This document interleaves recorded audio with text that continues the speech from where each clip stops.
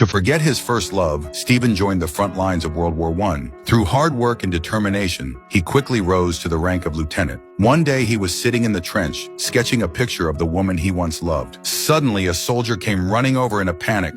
Captain Will had led a team to dig a tunnel. Stephen immediately tensed up. It was pouring rain outside, and he knew the water could flood the tunnel at any moment. The soldiers down there were in serious danger. Without hesitation, he rushed toward the tunnel site.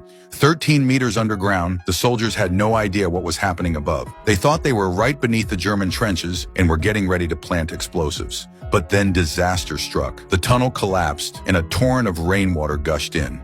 A sapper was crushed by a support beam and eventually drowned. When Stephen found out, he was furious. He confronted Captain Will, trying to express his anger and concern. Did you order my men down with Captain Weir, sir? The water table's up. There's nothing we can do, unfortunately. So we're infantry. Raisford, they are laying mines under Fritz's trenches. If the Boche hear them, they will dig down and break through. They need protecting. Will you try telling that to my men when on a shilling a day, sir? Try leading by example and go down with them.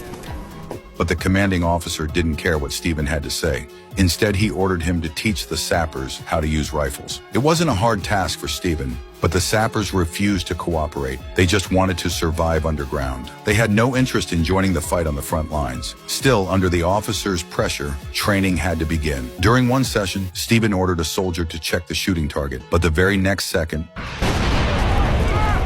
a hidden explosive went off and ripped open the soldier's stomach. He didn't dare look down at the wound. He just stared at Stephen, the usually stoic lieutenant, who now wore a look of rare, gentle sorrow. Do you have a sweetheart, Douglas? Morphine! What's her name? Iris. I want you to think of her, and I want you to think of the last time that you saw her, and I want you to think of the first things that you will say to her when you see her again.